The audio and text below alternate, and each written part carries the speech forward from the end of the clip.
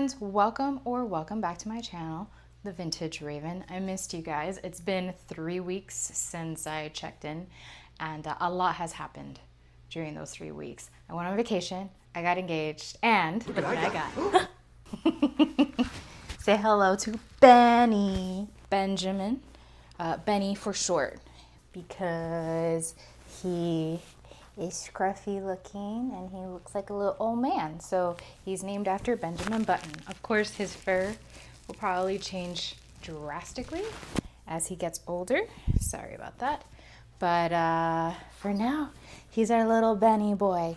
And he will be a companion for Zoe. He's only 4 months old. Well, he's 3 and some change. He's 3 months old going on 4. And he is in the poodle family. They told us he was a Moyen poodle, but we, along with the vet, think that he's definitely of poodle family, but we don't think he's entirely poodle. My fiance thinks he's a cockapoo, but he's so gentle and he has such a docile temperament. And my fiance says that he's gonna be a great little model for whenever I want to do little puppy projects. So, but we're not gonna bother him too much. However, to get my engines running, warming up my engines to sew for the sewing marathon, I'm gonna do a small, quick little project in honor of the newest member of our family.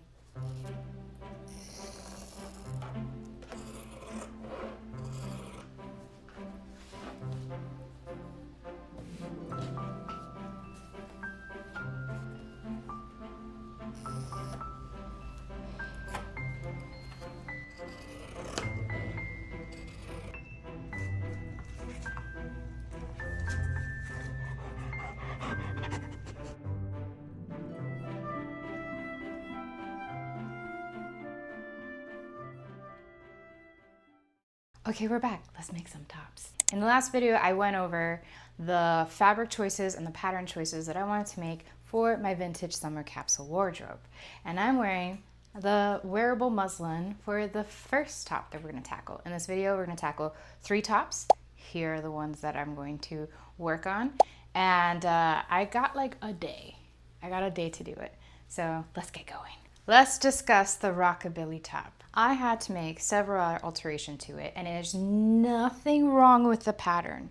Nothing wrong with the pattern. Nearly every single top or top portion of any pattern, I have to do several alterations because so I've got sloping shoulders, which means I usually have to bring down the top, and I have to bring down the arm's eye. I also have a very straight torso. I have the illusion that my torso goes in this way because my hips flare out, but actually my torso, or to squish these, but actually my torso is fairly straight. So normally the sides of a garment or a pattern, I have to straighten them out. So that's 2. 3, I have a longer torso. So this Rockabilly top originally was up here, which actually fits on my waistline, but I wanted to extend it so that it goes a little bit beyond my waistline. After wearing this for a while, I realized I might need to do a little curve, a little flare for that waist right here. So about 2 inches from the bottom that I added, I'll go ahead and pivot this way a little more. The other thing about the top is that I had to remove a lot of the gathering of the bust. And I don't need to remove more of the gathering. What I need to do is I need to straighten this out just a little bit, which I already have done. And I can show you a little bit of how I removed from the pattern in order to fit a little well. And you're seeing it right here, right now, and it looks fine. But when I bend over, you can see everything in there. So that's a little bit of a problem. Also, when I slouch, there's a bit of a gap. So we can't have that. One thing to keep in mind when you are making vintage tops or tops that have no stretch to them is that you need a little bit of ease. It can't be completely form-fitted because you breathe. When you breathe, your rib cage opens up. So you need a little ease in your garment to allow for natural movement. And that is what's causing this gape. But see, when I breathe, it goes away. And when I exhale, the gape is there. Now I do want to take in just a smidge. Not so much because of the gaping, but because when I undo this, the ties naturally want to go down. They naturally want to go down instead of going up. See that? They want to go down. So I want to remove about a wedge on this back panel to reduce a little more of that gap. The other alteration I have to do for most garments is a sway back adjustment. So when I stand naturally, my hip tends to tilt forward. So how I'm supposed to be standing is like this. But my natural stance is like this, which makes my stomach pop out and my bottom pop out in the back. That means that I tend to have excess fabric on the length side here and not enough fabric in the bottom, because if you see, I pop out, you see a little bit more belly. But when I stand straight, the belly's gone. So I am not making those adjustments because I am currently working on, with physical therapy, on correcting my posture. So I have double scoliosis and a twist in my spine that causes that pelvic tilt because my lower back is compensating for my top half. I also tend to slouch, which is why I have this gape here. And I'm trying to correct my slouch and correct my tilt, which should make making any changes to patterns a little easier. Since this was a wrap top that will have its own adjustments and the straps are adjustable, I decided to make one directly from the pattern before making alterations to see where those alterations should land on this particular pattern. And now that I have the second muslin going on, besides making that flare that I talked about, I want to remove this little peak that's here. You see how it like slouches there? Remove that little peak and turn it more into like a curve. So instead of a peak, it's going to be a little curve. So let's go to the pattern table and work on those alterations and make the final version of this top. He's got a voice. Okay, here are my altered pattern pieces. This is what I did to remove some of the gathering and some of the fullness from the bust area. If you know of slash and spread, slash and spread is when you take a pattern and you make cuts into the pattern and spread it out to make it larger. This is the opposite of a slash and spread. So I think I took off like 1/8 of each section and then I taped it back together, retraced it, and this is my new pattern piece, right? For this one, I made alterations to make it larger and longer, but it's got this like weird dip to it that I think is causing a bit of trouble when I wear it, because, I mean, the curve is there because your body is a curve, but this curve is larger because it's assuming that my bust is larger than my waist, and they're pretty much the same. So really it needs to do this. It needs to like take a piece out of here. I was gonna take a wedge out of this side, but I realized that it has to do more with the curve than it does with the, you know, it having fullness to it. I'm gonna take the amount that I had pinned on the side when I was wearing it and basically take a wedge out of here and redraw this piece. By the way, when you buy the pattern, the cover has the drawing at a point over here, but when you print it out, it's a curve. So I went ahead and I redrew the point because I really like that point.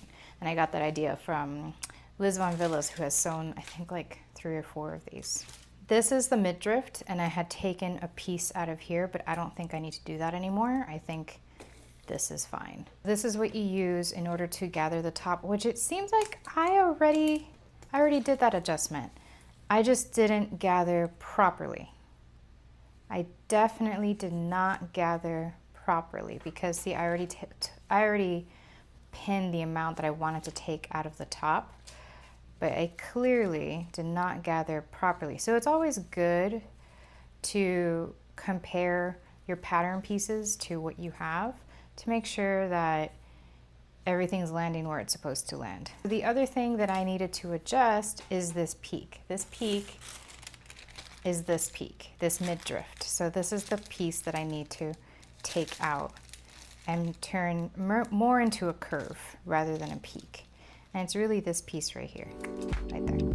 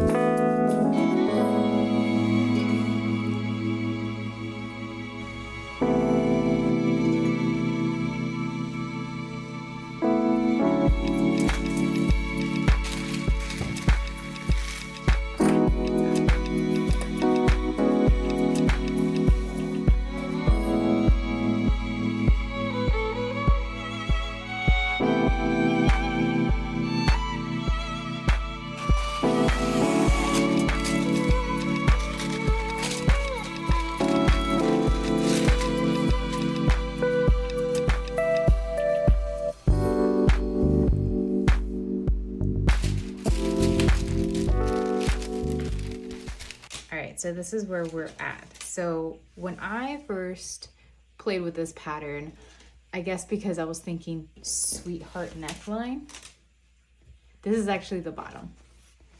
So this is the bottom that joins with the midriff right here. And then this is the top. So first things first is you gather the top portion and then you gather the bottom portion. You put right sides together, sew them together, and then you move on to attaching the sides, which I have them backwards. Boom, boom. You attach these right sides together, then you sew the bias tape to the top portion, and then you start from the neckline and down the arm's eye, around the tie, down the midriff, around the other tie, and back up the top. You need about 8 yards of bias binding, which is approximately through the packets extra wide double fold bias binding, unless you want to make it yourself. Oh, another thing that I wanted to show is that I added a lining to this. So I'm not sewing it as if it's a lining, because that would be when you hide the seams together. I'm sewing this as if it's one piece of fabric. So I pinned both fabrics together, and I'm going to do a base stitch. That's what I'm looking for. That's the word I'm looking for. I'm going to base them together so that I can sew it as if it's one piece. I'm gonna go ahead and fill out one of these sheets. These are sheets that I created for myself so that I can put notes on whatever project I'm working on. These are great, especially for patterns that I want to revisit. So let's say a year from now, I want to revisit the pattern. I can give myself notes on the muslin that I created, final garment notes, and post-project notes. Here's one that's super simplified. I like using this particular project sheet for very, very simple projects. And then obviously for more complex projects, I do something like this. And for simpler projects, I do something like this. I will go ahead and link these project sheets down in the comment section if you're interested in purchasing or downloading these sheets for yourself and then printing them out yourself. I am in the midst of revamping these sheets and creating simpler project sheets and with a little bit more space, a little bit more writing. I should have created one of these sheets for this top because I forgot to create that flare I was talking about. So this is the mid-drift. So this is the mid-drift. I always say it wrong. It's like, what's his face with penguins rather than penguins. So I forgot to alter this pattern piece to have that bit of flare that I wanted to do. It's a little too late for that, but I definitely want to write it in my notes for next time so that I remember if I do want to recreate this top, that is something that I want to do, an alteration I want to create. This is a press release put out by Design Group America.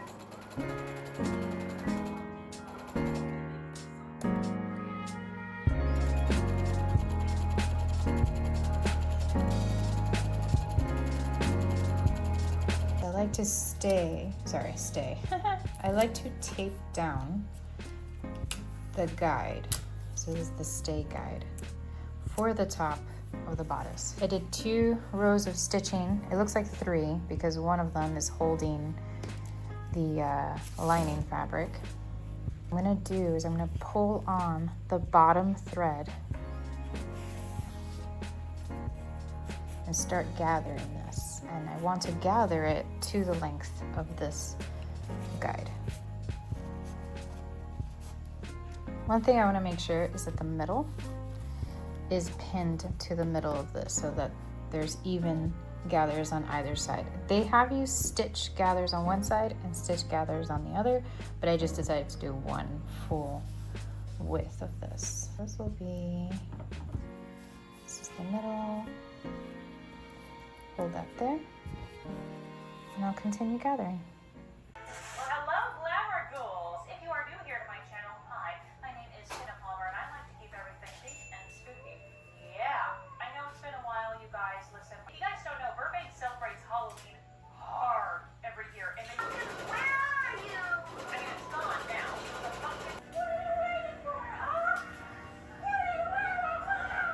What am I waiting for? My coffee. Duh. Exotic apothecary vibes, but with juice. Sounds delicious. All right, so this is where we are with the bodice. A little blurry, but the bodice is done. And I think the lining helps give it some structure to the top, which the wearable muslin didn't have.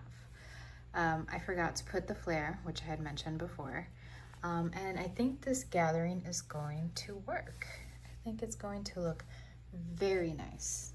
Now the next thing that I'm going to do is serge the bottom, overlock, not the bottom, the seam over here. I'm gonna overlock the seam, serge it. You can also bias bind it if you want to. I don't want to use up my bias binding, speaking of which. This is the color that I bought. I could have made my own binding, but I wanted a solid color for the binding. It's a little darker of a red than this, but I think it'll be fine.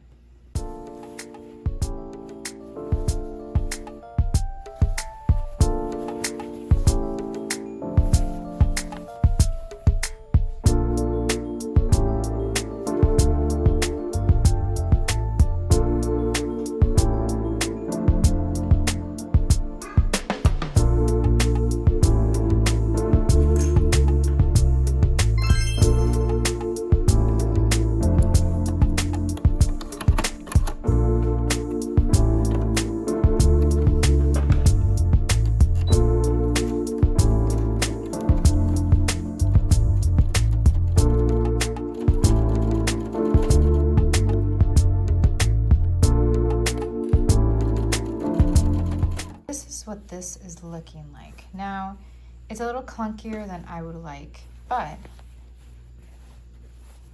at least the back is catched. But see how close to the edge that is? That's because there's more fabric in the front. It's kind of like twisted to the front. than there is in the back. And so there's some areas where you can see the stitching from the gathering. I will remove those before I finish this project, but at least that is done. The bodice is done. The next step is to put the ties together, serge the sides, and then add all the binding. Good evening. We've had an outfit change. Well, just the top. It is 10:30ish. Hold on. It's 10:03 p.m. in the evening. Also, you might see some changes in this room. More on that later. But this is the final pattern that I'm going to be working on. I say final because I already worked on the Tudor top, and I had a sewing marathon with a friend and didn't film any of it. However, I have the footage of creating the wearable muslin, which is over here. Hold on. Ta-da! So you'll be seeing that a little later. Anywho, this top, green fabric. This is what we're going to be using, and we're making a matching set, so we're going to be using the same fabric for shorts. So I gotta be very methodical about how I cut this. However, I am not including the sleeve, so the sleeve is going to end here, and it should be good. So this particular version that I made with smaller ties. The ties are longer, but when I walk, the ties kind of get stuck between my legs. So that's why I made the ties smaller. But see how long this is. This is very long, which is nice because if I want to wear it long, I can. But I'll most likely wear it in crop top form with a crop top, or even like this. This is cute. Like this. In this level. And I have also worn it without an undershirt, a la vintage, up here. I mean, tight again, but I'm not going to do it again. And it works just fine. Look how cute. This particular fabric that I use is a crepe. See that texture? It's a rayon, but it's like that crepe texture. There is no lining. There is no dart. There is no gathering. There are no buttons, no zippers, no elastic, nothing. Like I said, 304 now, or 305. 306. 10:06. My dyslexia is just, it gets worse as the evening progresses. Anywho, we're gonna go ahead and cut this. I already have the pattern pieces. Actually, this is the sleeve. See how it's just a rectangle? That's the sleeve. This is the back, and this is the front. I hope I have enough fabric for both the top and the shorts. Fingers crossed. Luckily, the shorts don't need a whole lot of fabric, but this top does require quite a bit. Okay, I was gonna start sewing this without any instructions. I had to pull it out. I had to pull the pattern out because when I looked at my jacket, my wrap. This is when I was looking at the wrap that I made. This is the neckline, and it's not a separate piece. At least I don't think it is. Oh, it is a separate piece, but it's not a pattern piece. So it must be an instruction of like, cut this much in length to put a binding on the neckline. And I don't know what that is. So I had to pull out the pattern so I can see what the instructions are. Okay, so according to this, it's single fold bias tape that you do on a neckline. I guess I made my own bias tape since it's such a little piece. So I have extra fabric, by the way, not enough to make the shorts.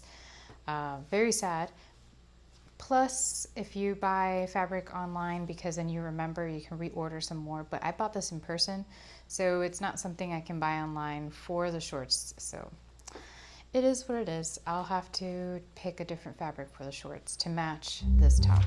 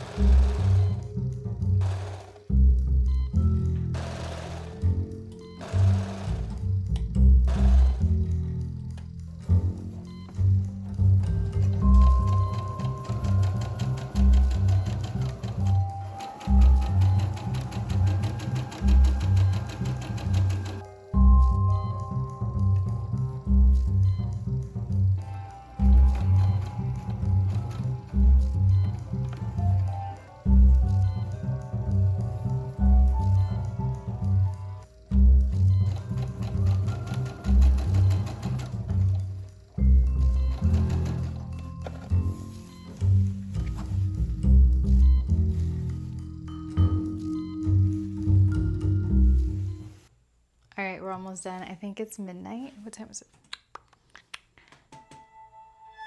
Ooh. It is midnight. It is 12:07 a.m. and I'm almost done with this one. I just have to hem the bottom, hem the sleeve, and we are done. I should probably go drink some water before I continue. All right, let's go.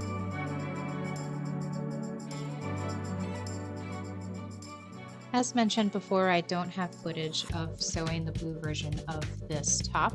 What you're seeing here is sewing the very first version of the wearable muslin. Soon after sewing this piece, I realized I had to make the same alterations I make with any other garment that I listed before, which is lowering the shoulder straps, lowering the arm's eye. This time I lowered the apex. And one thing to keep in mind for the final version is to lower the neckline a little bit. It's a little too close for comfort. But for the most part, the blue version of this garment is as close to perfect as it can be.